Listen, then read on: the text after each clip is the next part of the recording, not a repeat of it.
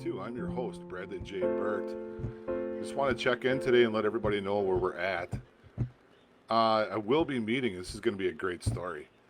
I will be meeting with my old battalion commander, who is now a retired major general. We're going to discuss the interference that's going on with my college education. Currently in the process of developing variables, fully developing variables. I'm talking like 130 to 140 different resources that I've found in my literature review at Madison College. And asking the National Association of the 10th Mountain Division to pick up and help and create a relay between us and the Pentagon about the mistreatment of veterans in the VA's Veteran Integration to Academic Leadership Program, which I'm currently enrolled in right now. So in 2019, I would like to address some things that have caused some stir lately. I met the president of the Student Veterans of America, who masquerades under a different name. They use the name Veteran Service Members Organization, but it belongs to the VFW. They use a different name, and what they do is they say, oh, well, we're not the Student Veterans of America, we're a different organization, which is wrong. So I want to share with you the experience that happened to me to warn you, really. And not just from my perspective, but from what actually went down.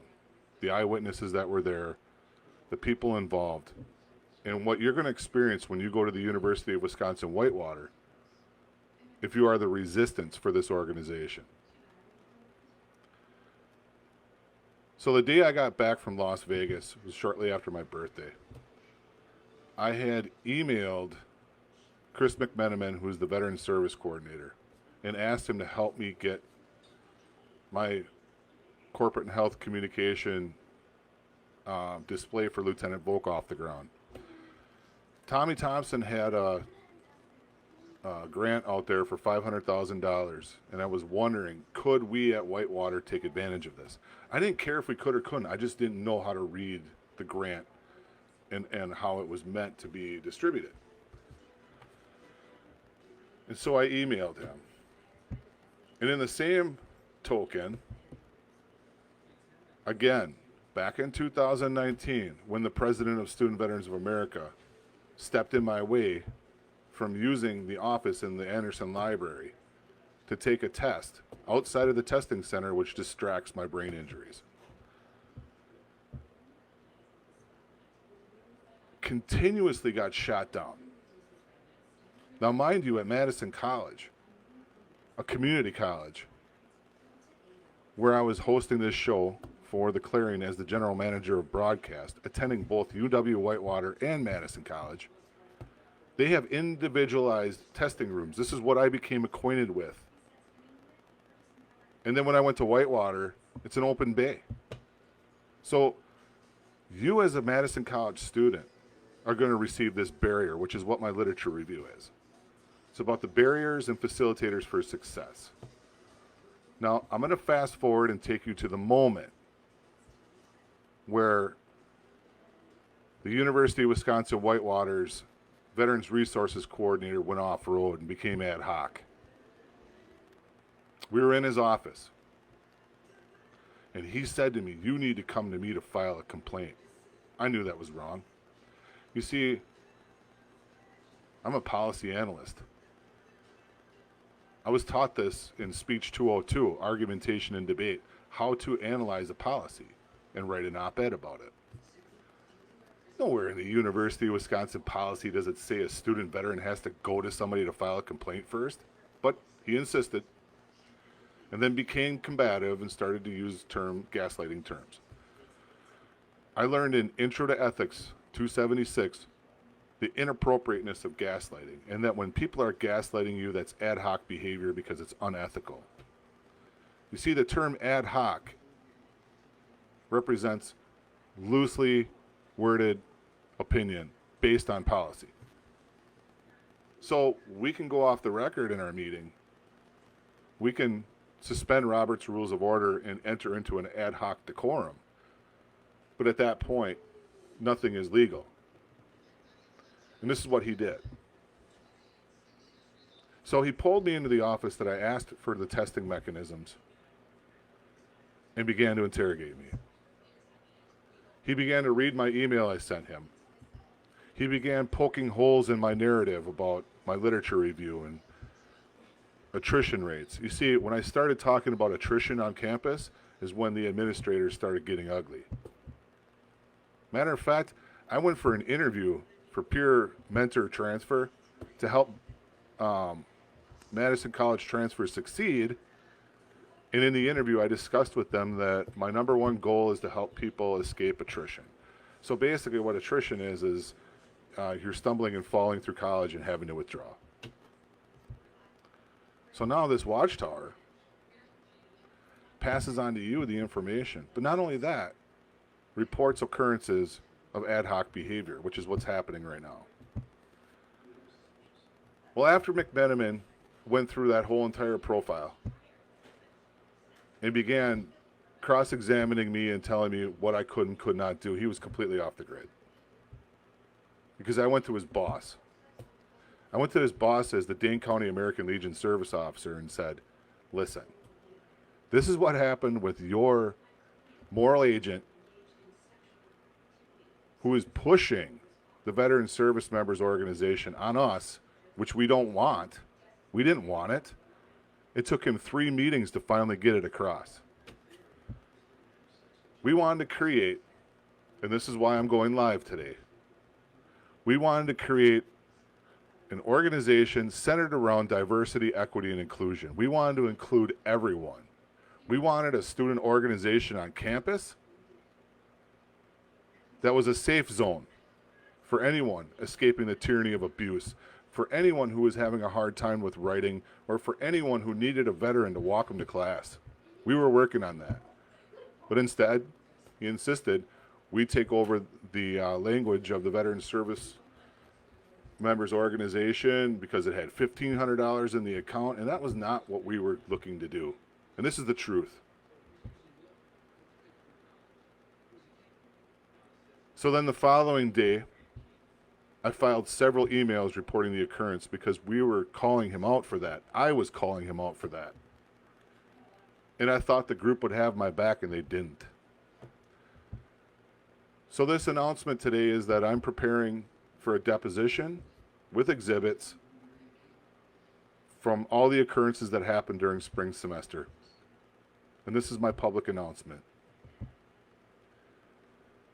I've given the university a chance to respond. However, I'm letting them know. Several of the occurrences happened to me from the Student Veterans of America, and that I need help drafting a cease and desist letter. And this public announcement is letting you know to stay away. You see, the university doesn't realize during the Trump administration, Outpost 422 was recognized as one of the prevents facilitators, which means that I can bring this federal suicide awareness service on any campus at any discretion that I choose because I'm a suicide survivor. But they keep putting people in empowerment in that president position that don't have this story, that don't have this experience, and that do not have this credential. So I created this trademark. And now I'm calling upon the Vital program to come to my rescue. And we're going to sit down with the University of Wisconsin and clean up the behavior. Last meeting, I went to the Rolling Thunder Chapter 5 Wisconsin membership meeting. And unbeknownst, I didn't realize I was walking into a minefield. The president of the organization said to me, "You better cool it." Oh, is that a threat? Are you threatening me? He was responding to what I said about my occurrence that happened. He doesn't understand that this has been ongoing. And that the VFW of Wisconsin and the Wisconsin Department of Veterans Affairs Mafia protect people. employs people who bully veterans in the Vital program. They do. It's truth. I put out an op-ed about it because Channel 3000 didn't even bother vetting these people.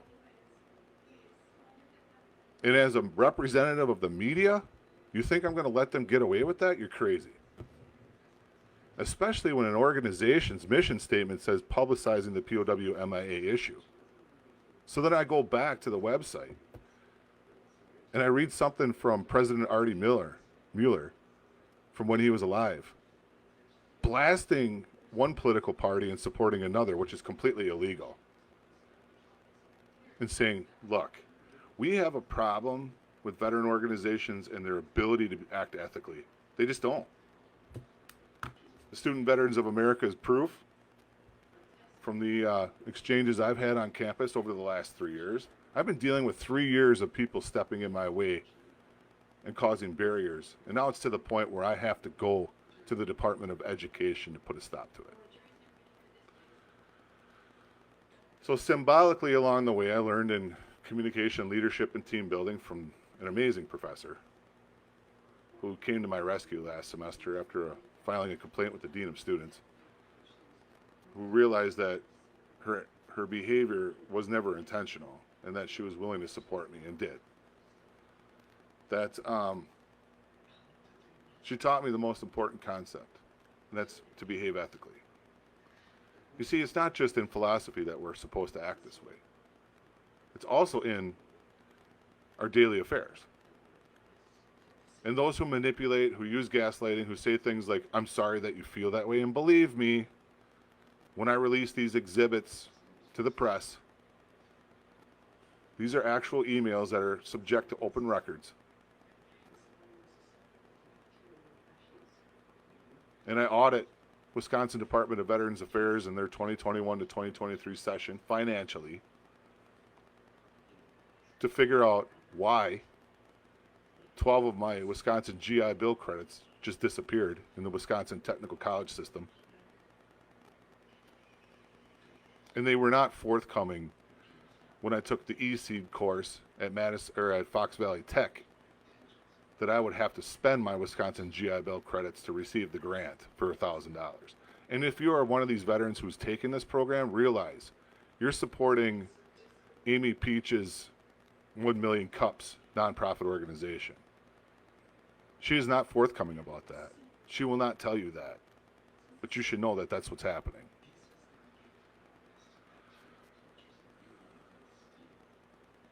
And she doesn't tell you until the end that the $1,000 grant is a reimbursement, that you have to buy $1,000 worth of items for you to receive the $1,000 grant. So you get all the way to the end of that. And then she tells you, well, what you see behind me here is from that class. It's the tools for success in college. You see, Wisconsin Department of Veterans Affairs did not disclose to us as veterans that we would need to be reimbursed, that we would not receive a $1,000 flat grant to stick seed money into our business. A lot of us just wanted to start up a website, take the $1,000 and launch through a website. And you can do a website for free. You don't have to pay for it. WordPress will give you one for free. You can tool around and do whatever you want to with it.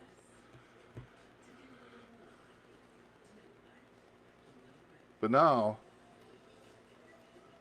moving forward in the future, today, I'm reaching out to the joint House and Senate Committee of Veterans Affairs to talk about what WDVA is doing in Wisconsin. And I'm taking all this to the federal level. Because in 2023, these videos that you're seeing are my lobby for the POW and MIA, are my lobby for inclusivity on campuses, are my lobby for the Prevents program, are my lobby at the Wisconsin State Capitol to allow anyone who is experiencing any kind of trauma the chance to visit other states and have a cannabis concealed carry license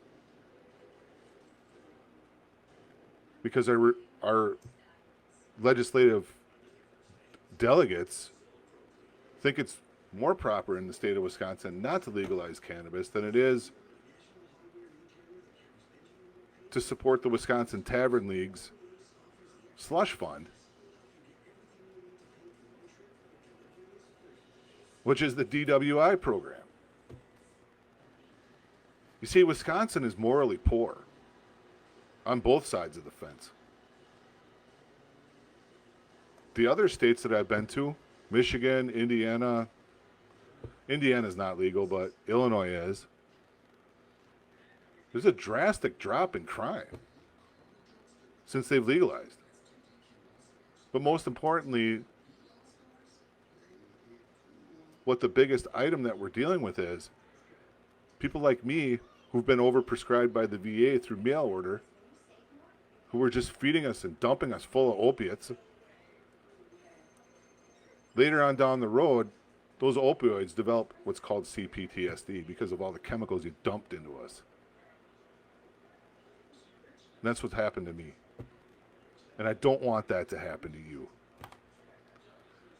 So with this upcoming lobby, it's also my class projects for corporate and health communication. I'm lobbying for improving the VA through privatization. And I'm the guinea pig. My literature review will lead the way. And in closing, we are in the 70th year of the Korean War. Since Lieutenant Jerome Aloy's Volk crashed 1 mile north of the DMZ. And so I'm asking the University of Wisconsin Board of Regents to honor my upcoming Independent Study 498, which is to put on display the efforts of Lieutenant Volk from my open records investigation. My lobby is closed. I tried bringing the American Legion, VFW, and Rolling Thunder in on board on my strategic planning committee, and they are putting their foot down and stopping me. I asked the president from Rolling Thunder Chapter 5 and State Liaison to assist me with connecting me with somebody at DPAA, which is our POW accounting agency. His response: I don't want you talking to anyone at National. You better cool it. Got it? No, I don't have to cool it, dude.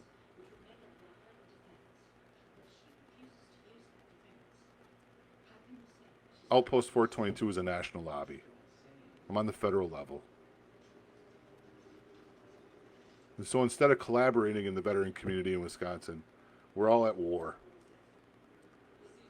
It's not just me. There's two individuals named Caleb and Valor Rogers who continue to show up to the county meetings, and even the state commander's trying to run them out of the organization of the American Legion. And all of this is a collaboration between the Wisconsin Department of Veterans Affairs. Because the Wisconsin Department of Veterans Affairs trains all of our service officers. And I left these organizations to start this up so that you didn't have to go to those organizations and have to deal with what I've had to go through for just trying to get help for your post-traumatic stress disorder. Stay the hell away from them. They will do everything they can to stop you if you try to advocate for yourself. The awakening is happening. As a representative of the media, I expect better. As a representative of the Constitution, I expect better. And as a spokesmodel for the prisoners of war and missing in action, I will continue to call you out. I will continue to move forward with my complaints. And I will continue to make change for the veterans community, for all of us who call the Veterans Crisis Line, end up at Madison College, and then are forced to go somewhere else once our associate's degree is done. Because when we leave Madison College, we don't have the supports at University of Wisconsin-Whitewater. Not at all. Not at all. And I continue to receive retaliation for speaking up, but I don't care. Because this is my Wisconsin GI Bill journey, and there's nothing you can do to stop me.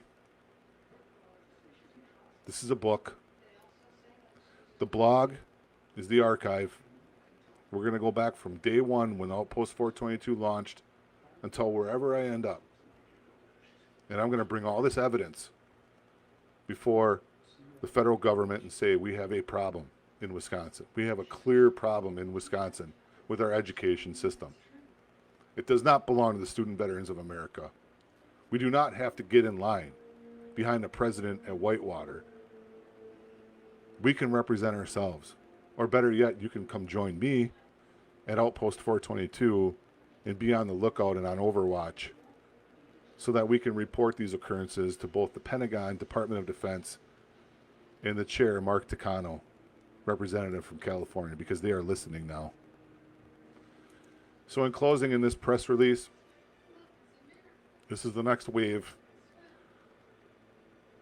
with finishing my journalism major, which I'm done. The independent study segues my next endeavor, which is getting my master's degree as a research assistant in investigative journalism. Sky's the limit when you're a veteran with our college institutions, but I'll be damned if any other veteran's going to put a barrier in our way. So keep checking in. I'll keep updating everyone as things unfold. And if you're dealing with ad hoc behavior on any University of Wisconsin campus, go to my website, www.outpost422.com. Leave your name and your contact and your info. I'll pull an open records request, and we will start getting to work figuring out what barriers are in place and what facilitators are in place according to my literature review. And make sure you, as the consumer of academia, are not dealing with student veterans of America stepping on your toes when you try to become an advocate. Because that's what's happened to me, and I have enough evidence to back that claim. I have more than enough evidence to back that claim. And it's inexcusable. Excuse me. No veteran can come between you and your disability and the advocacy of yourself, which happened to me at the University of Wisconsin-Whitewater and continues to happen and will continue to happen. And I will not let it happen. I'm going to stand up and take the lead. So anyway, we're going to be going to Fort Drum for Mountain Fest. Look forward to going live, hopefully on here. I don't know. We'll see. And revisit my end of term of service ETS from 1997 when I got out of the military. I haven't been back since. And when I left, I said I'd never come back, but you know what? My battalion commander invited me, so I think I'm going to go meet up with him, talk about what they're doing at UW Whitewater. It's long overdue. And believe me, when I spread the word about what the Marines are doing at UW Whitewater, amongst the whole entire 10th Mountain Division, we're not going to take it sitting down. We don't. We speak up. We climb to glory. So peace. Keep advocating for better treatment of veterans on campus, and keep checking in on the POW MIA investigation, because things are going to start heating up now. I'm going to reach out to Washington, D.C. today, and we're going to get going. Have a good day. Thank you for tuning in. Peace.